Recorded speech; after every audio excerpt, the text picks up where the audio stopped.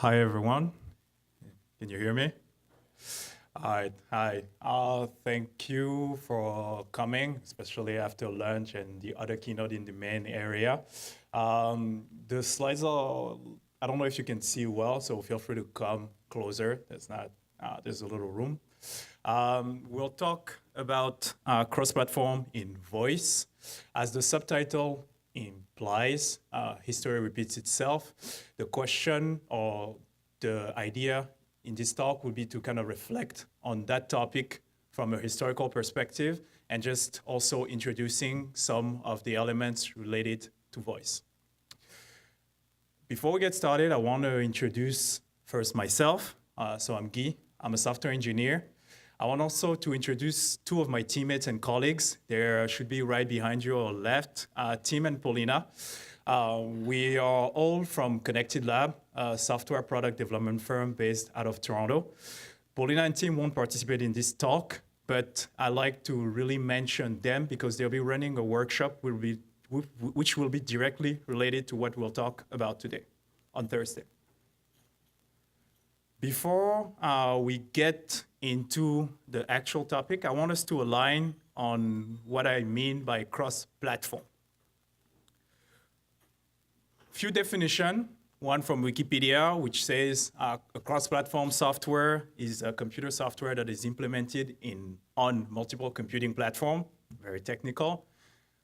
A little more abstract, Wikipedia, a cross-platform computer product is a product that can work across multiple types of platform. It's still pretty, unless you really have an idea of you've done cross-platform, doesn't necessarily has a lot of meaning. In here, we identify two main type of cross-platform. Number one is, let's take, for example, a smart speaker. If you already have a website or a mobile app or a mobile website, having a smart speaker in your ecosystem is a type of cross-platform. Like understanding how that cross-platform can be a new entry point for your product. If you look just from a smart speaker in generals, we got here the HomePod, the Google Home, and the Alexa. The idea is to understand how does your product can live on all those different platforms. We'll focus on the latter, the second one. The reason behind that is today, you got Bixby, Samsung, Cortana, Microsoft, Google Assistant. You're all familiar with this one. They're our sponsor, the reason we're here.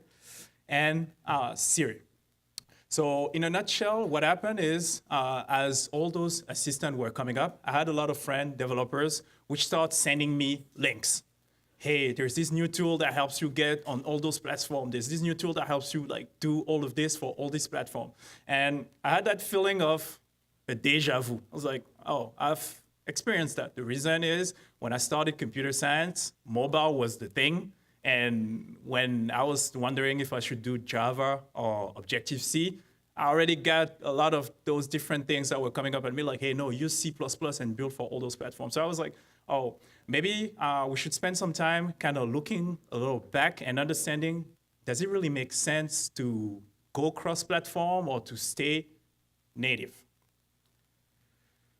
So I was talking about history. So let's go back in time a little bit.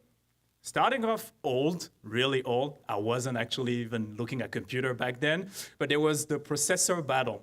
So there was x86 architecture, like Intel was leading the mass, and IBM PowerPC. And at that time already, people had to figure how can we build for those platforms. There's a lot of them. The good thing, this time around, history played for Intel because PowerPC slowly died and IBM stopped making processor for desktop computer. They still do stuff for server, but they left Intel completely hold the lead for the x86 architecture. Second round, we got operating system. So from left to right, you got Linux, Windows, and Mac. So same thing, desktop app. And question was, okay, there's a lot of computer out there. Even if I look in the room, some people have some Windows, others have Mac. Question was, should we build native or should we go cross-platform? Funny thing is, still today, there hasn't been a fully clear answer because this came up. This is Electron. So if you don't know this, it's one of the latest framework that helps you create desktop app using JavaScript and HTML. If you're wondering, really, is that a thing? If you ever use Slack, and the Slack desktop app is actually made with this guy. Another thing also came up and became really trendy, Docker. Docker is helping you, it's mostly for server application, but it's really helping you create application for multiple architecture, and it's done in a very smooth manner. But you still got people going around and build for straight Mac OS or still using WinForm to build for Windows, but hasn't been like a full answer on that. I just want to say, the slides are supposed to be shared, but we'll share a readable version where you'll have all my speech right now. So don't worry about photos. Listen to me. I'm very interesting, but don't worry about the photo. I'll share a readable version of this. All right, the last one. Most of you may be familiar, unless somebody has another operating system instead of those that are up there. That would be interesting. Feel free to come after and tell me which one you have. But you have Android, iOS, and the Windows Phone. Same thing. Should we build for each of them, Objective-C, Android, and C#? Or should we go cross-platform? Interesting thing, again, not a specific answer because PhoneGap, which got acquired by Adobe, helps you build pretty compelling cross-platform mobile app. Xamarin is the trendiest one, using C#, really helping you build for all those cross-platform. And I forgot my colleague mentioned this before I started my speech, React Native. So staying on the mobile topic, I picked this quote. So it's a white random paper, page 10 of Google search of cross-platform white paper for mobile, which was saying at the time, mobile device and mobile computing have made tremendous advance and become ubiquitous in the last few years. As a result, the landscape has become seriously fragmented, which brings lots of challenge for the mobile computing. Funny exercise that we did, we literally change word per word mobile with voice, and the sentence first still makes sense, second still apply. I'll take the first part. Voice devices and voice computing have made tremendous advances and become ubiquitous in the last few years. So the idea of showing you that kind of historical and making you that parallel with mobile is kind of to explain why that question will come up today and still matter. The seeds for having that cross-platform topic becoming a thing again in terms of maybe opportunity for you to build a cross-platform tool, or just in terms of understanding what are the opportunities for you. We kind of explore a bit more how this will be positioned for voice. Let's set kind of the picture around that. First thing, you have that new growing market for voice. We picked here the number of smart speaker because it's the easiest that you can quantify. So, and numbers were shared if you attend the keynote this morning. More and more devices, smart speaker being adopted, focus mainly on Alexa. But if you take other smart speaker provider, you also have close to 43 million just for 2018, and we're only halfway through. And just in Canada, we're based in Toronto, so we have to give you more number from there. 3 million ever since the launch. So because for those who are not familiar, smart speaker launch way later in Canada than they do in the US. Another thing that we can see is we have multiple platforms emerging and leading the mass. So Amazon Alexa in the US is really holding the shares. When we look back, for example, in Canada, since the launch, we have Google that is more having a head start in Canada.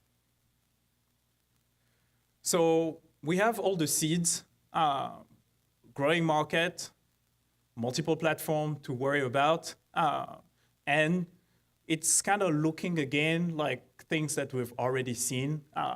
Operating system for desktop app, followed by mobile operating system, where people want to make a decision and want to know, hey, I want to go to all those markets. Should I do cross-platform, like find a way to just write or have a small team that can help me address all of those markets? Or should I go native?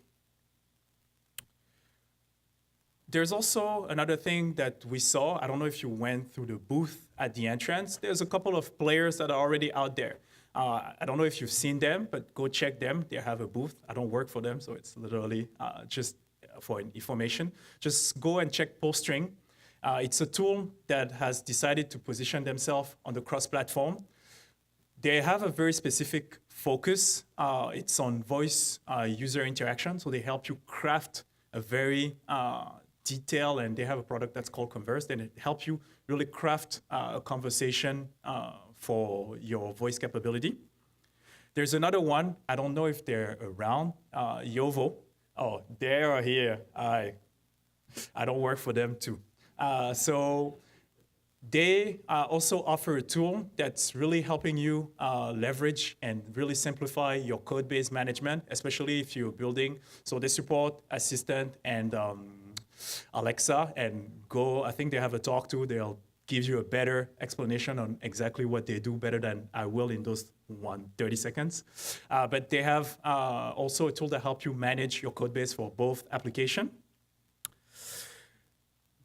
The only thing is, as we see actors, we see that it could make sense from a market perspective. There's a couple of things that we need to consider. One thing that we learned from history is there's a few challenges if you decide to go with cross-platform, and they still apply here. First thing, in a span of a year, all platforms had like a bunch of new features. Number one on Alexa, I just picked 3, but there were multiple. Audio player. So it's a thing that allows you to play music on the speaker that came out on Alexa. Gadget API, so Echo Button. So it's a new thing that they use with the smart speaker that helps you interact with it without the need to actually talk to it. It's mainly used for games. And Amazon Polly. So most of you have heard the woman voice of Alexa. They actually release a new API that helps you leverage a new set of voice. Same thing for Google. If you followed I/O, there's a bunch of things: continue conversation, display device, and also direct action. So there's a bunch of new feature. If you decide to go cross-platform, becomes a challenge, as whatever tool you use will have to implement those new features that sometimes can be a game-changing for you. Same thing with limitation. For example, on specific platform, you have specific behaviors. On Google Assistant, there is a notion of session. Basically, the idea is as a user talk to you on a back and forth conversation, there's a little bit of context that you need to carry on. So there's multiple ways for you to carry that on. But for example, on Google, as the moment the user say talk to your device, you can keep carrying on the session as you go back and forth. Where on Alexa, when the user starts talking and the conversation, for example, stop, if the user go back, it's considered as a whole new interaction, and it's up to you to have kept all the information you wanted throughout the conversation. For example, where the user was in the dialogue, how do you manage all of that? Another thing, so I just picked 2 examples of platform limitation. Alexa can play media streaming. So imagine you're a music service, that makes a big difference. Because as much as you want to go cross-platform, if Google cannot play media stream for you, the music service provider, it might be a bit tricky.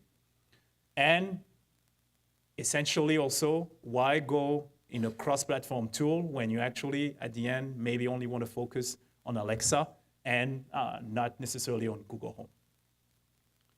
So in the span of a few minutes, I gave you reason to go cross-platform, like, hey, there's market, it makes sense, there's players.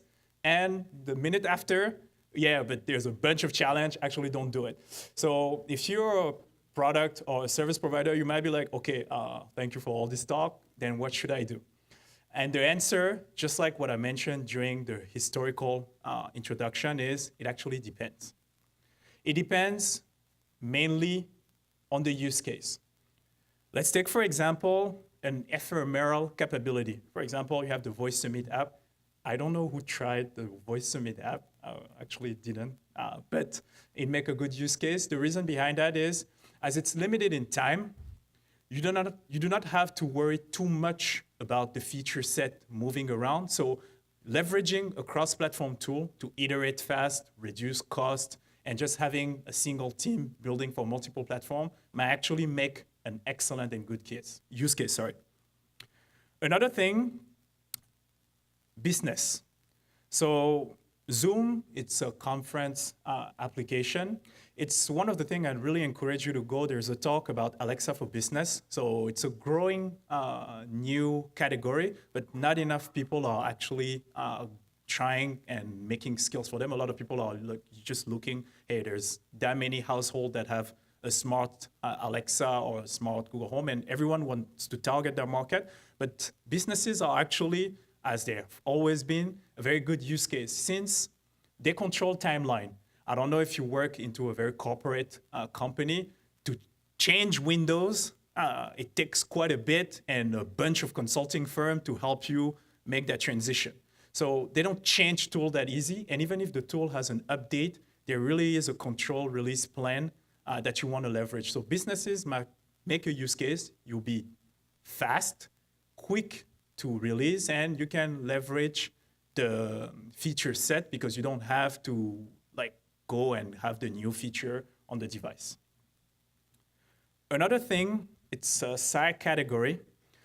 It's any skill that is related for a marketing purpose. So what is Westworld? It's an interactive story capability. I encourage you to try that on. So it's a story where multi-path with the tree decision where you can actually decide where the story is going as you use the skill. So it was built with Pullstring. It actually makes sense because for the marketing purposes, you do want to enforce that specific user experience on all platforms. And in that case, leveraging cross-platform can definitely make a sense. But then again, at the end, I said it depends. It's because there's a lot of things that you have to consider more than just the market number. Thinking about the platform specific is a thing. I mentioned that earlier, the limitation, the feature, how do you want to iterate on those different type of platform.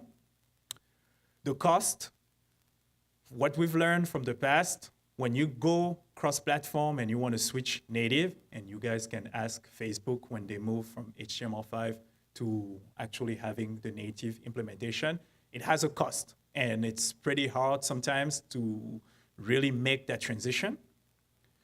Flexibility.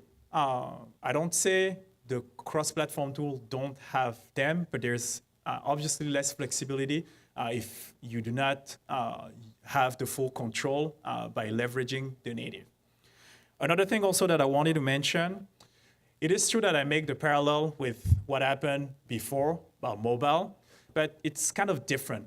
For mobile or even for desktop, you had so many languages, Objective-C, Swift, Android, all the different SDK, the SDK to build for map. For voice, it's a little different as there's not that language variety issue. If you want to build using, I don't know, Node.js and Python or Java for your voice application, at the end, you can do it.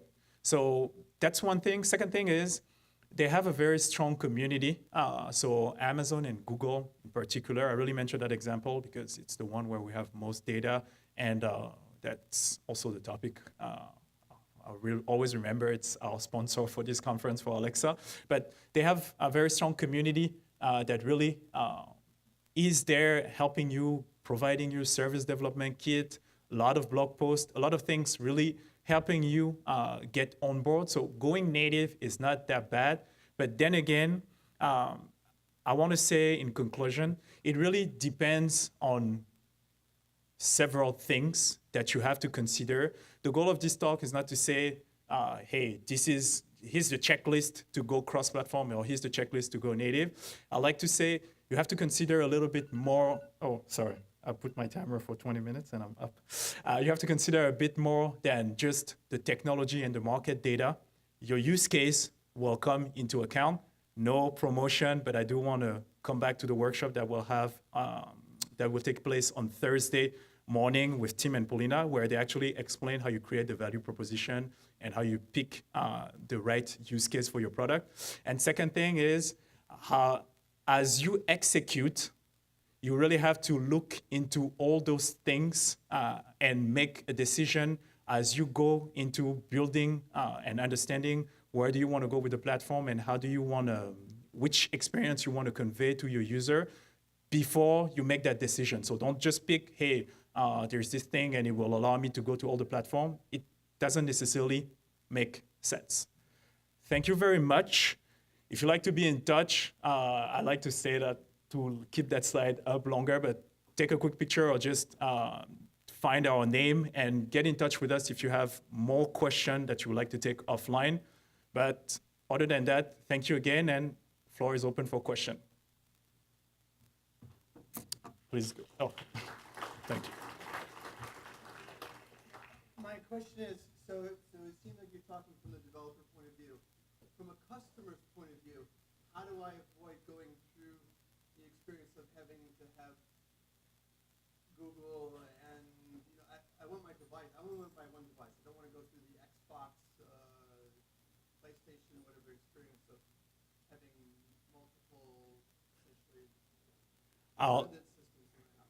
I'll try to rephrase your question. You're wondering how you won't have to deal with either different provider devices. So it's a bit of a trick question because you don't reflect on per device, you kind of reflect per assistant. So the idea, for example, you will have an ecosystem which is based on Google Assistant, and the idea would be to pick all the devices which are Google Assistant enabled. So you have your thermostat that has Google Assistant, or at least that either embedded or at least can communicate through your phone. You'll have your Google Home, and that's the moment where you can leverage the ecosystem. So for example, from your Google Home, say, hey, could you cast the YouTube video of Cardi B, sorry for the example, on the television? Or just having your Google Home interact with your smart home, so your Philips Hue, so from your phone, say, hey, turn the living room off, or just talking to your Google Home, hey, can you play music in the bedroom? Or do things that are pretty cool, which is called create, for example, a movie time where it casts on all the devices on all the house, even the children room.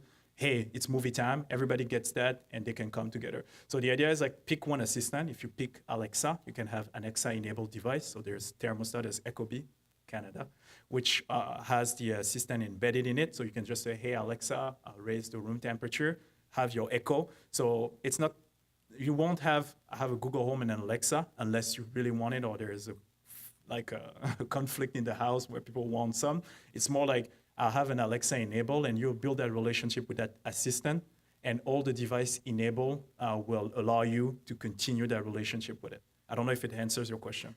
Sorry, let me rephrase this. I think what it's saying is, when I go to the store and I want to buy another type of device or home Yes. product, am I going to have to look at the fine print and say, is this Alexa enabled, is it Google enabled, or am I just going to buy voice enabled, and the system's going to figure itself out? So this is more an interesting question, but for the makers in the room. So the idea is more and more voice-enabled product are actually supporting the different type of interaction. In terms of having embedded, that means you can talk to the device. That's a more tricky question, but just the fact that, hey, I have my Google Android phone and I talk to the assistant and interact with my product, that's something that is already leveraged. A lot of the, I'll take smarter home because it's the thing that is easier to picture. A lot of Philips Hue light thermostat actually already support that interaction being called no matter what device people have. Any other question?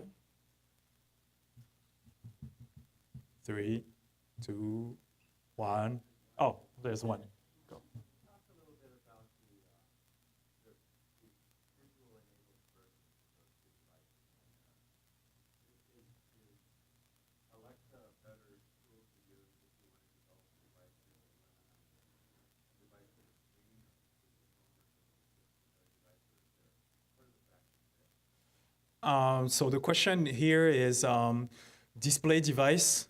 Which of the assistant is the best platform to go and build compelling display device capability?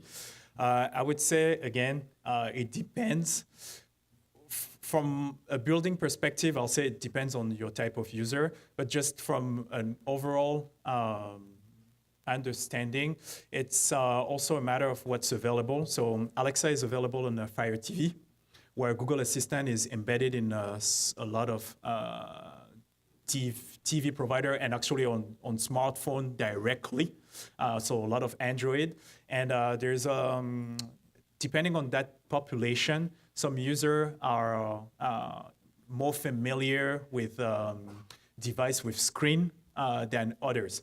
The trick here is Alexa brought the Echo Show and the Echo Spot, which is pretty good, and leveraging a lot of things like calling, having FaceTime calling, and also having those things where you could actually have a quick visual, like, for example, you're cooking, you have your recipe on top. So I'll say you may want to answer that question. It's kind of a framework, more from the type of device you want to address. If you're like looking more into TV and interaction with TV, Google Assistant has a lot of things that you can leverage because of Cast.